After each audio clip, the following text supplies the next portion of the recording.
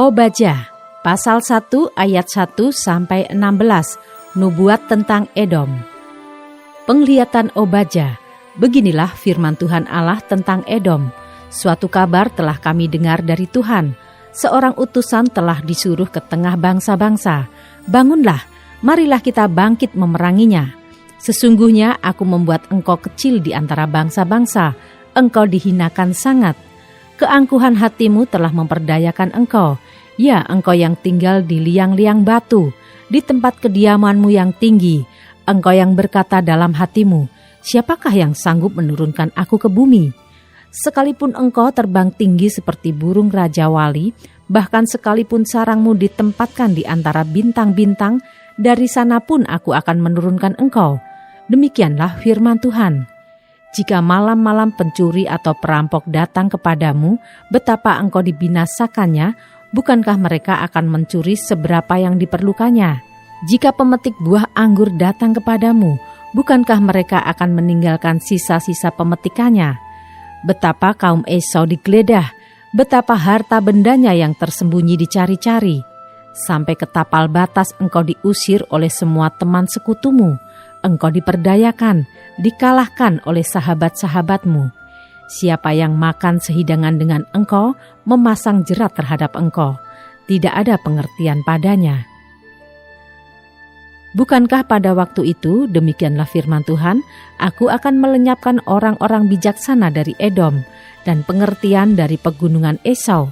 Juga para pahlawanmu, hei Teman, akan tertegun, supaya semua orang di pegunungan Esau lenyap terbunuh. Karena kekerasan terhadap saudaramu Yakub, maka celah akan meliputi engkau, dan engkau akan dilenyapkan untuk selama-lamanya. Pada waktu engkau berdiri di kejauhan, sedang orang-orang luar mengangkut kekayaan Yerusalem, dan orang-orang asing memasuki pintu gerbangnya dan membuang undi atasnya, engkau pun seperti salah seorang dari mereka itu.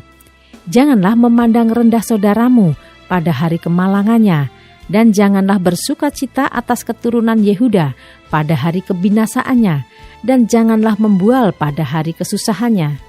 Janganlah masuk ke pintu gerbang umatku pada hari sialnya, bahkan janganlah memandang ringan malapetaka yang menimpanya pada hari sialnya, dan janganlah merenggut kekayaannya pada hari sialnya. Janganlah berdiri di persimpangan untuk melenyapkan orang-orangnya yang luput, dan janganlah serahkan orang-orangnya yang terlepas pada hari kesusahan.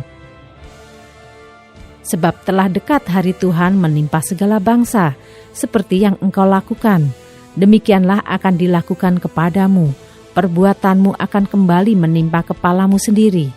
Sesungguhnya, seperti kamu telah minum di atas gunungku yang kudus, segala bangsa pun akan minum dengan tidak henti-hentinya, bahkan mereka akan minum dengan lahap, dan mereka akan menjadi seakan-akan mereka tidak pernah ada.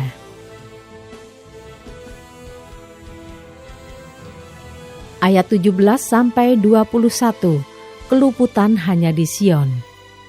Tetapi di gunung Sion akan ada orang-orang yang terluput, dan gunung itu akan menjadi tempat kudus, dan kaum keturunan Yakub akan memiliki pula tanah miliknya. Kaum keturunan Yakub akan menjadi api, dan kaum keturunan Yusuf menjadi nyala api, dan kaum keturunan Esau menjadi tunggul gandum.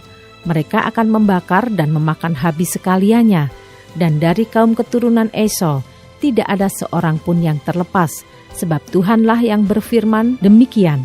Maka orang-orang tanah Negeb akan memiliki pegunungan Esau, dan orang-orang daerah bukit akan memiliki tanah orang Filistin.